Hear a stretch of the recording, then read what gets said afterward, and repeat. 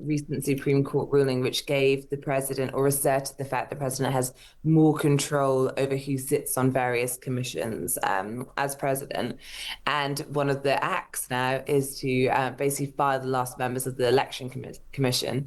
Now, this has already led to Democrats and others saying that they have fears of midterm chaos. One of the factors when we're thinking about the elections in November, but also just elections in general, is Donald Trump going to accept the results in elections as they come? Is he going to say that the results are wrong? Now let's get our US analysis from the Times and Sunday Times' Washington editor, Katy Balls. Welcome to the show. Thank you. As always, we're talking about the Iran-US war. They've traded attacks.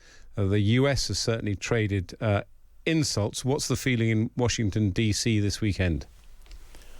I think there's a slight feeling of deja vu and also a sense of pessimism as to where this is all going. I think there's still uncertainty as to what level of escalation we're likely to see. And instead, I think, people just wonder if this is just going to be running on for a long time without much in the way of a resolution. We know that the US and Iran are still talking to one another. We know that Trump says that ceasefire is definitely over, but talks can continue. But I think what we do know is, if you add this all together, what the memorandum was meant to do was to almost agree some of the easier bits to allow for a 60-day window to start negotiating more difficult parts, such as Iran's nuclear program. The fact that even the so-called easier parts aren't holding doesn't bode well. Yes, and I mean, what I keep thinking about this never-ending war is that at some point Trump has to pull stumps, as it were, because surely the impact on the US economy, particularly on gas prices, it must be making Republicans nervous as they approach the midterms. It has been, and that's been a big factor in, I think, part of the reason that Donald Trump got to the table and signed that memorandum. He spoke about, presidents he didn't want to be like, pointing to Hoover and the Great Depression.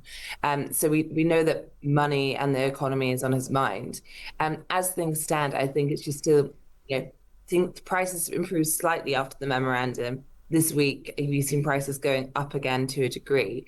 But that's not the same as Donald Trump being ready to completely walk away, because if he walks away from talks, if he walks away from having conversations with the Iranians, that does suggest that he's going to have to do more than just the strikes we're seeing and a fuller escalation, which is just not clear that he has the stomach for when it comes to the short term, at least, economic pain, and also the potential domestic backlash if it starts to involve troops on the ground.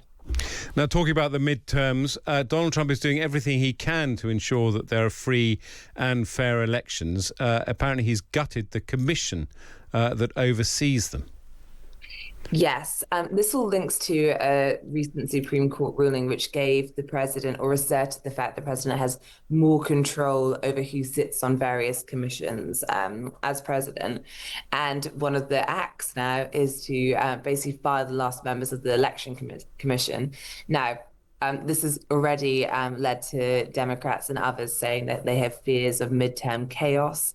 One of the factors when we're thinking about the elections in November, but also just elections in general, is Donald Trump going to accept the results in elections as they come? Is he going to say that the results are wrong? You go back to Jan 6, for example, but also you look at, for example, at the recent California primaries, governor races, and you had, a very slow process in California where they take a long time to count, postal votes come, and you had senior figures in the Trump administration really saying that they didn't trust the process. They thought something was afoot, and I think there are questions as to if the midterms are as bad as we expect for the Republicans when it comes to potentially losing the House.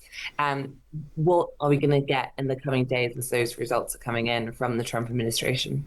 Yes, we're all holding our breath on that one. That's Katy Balls dialing in from the US to bring us up to date on what is going on over there. You can read Katy in the Sunday Times tomorrow, or with a digital subscription via thetimes.com.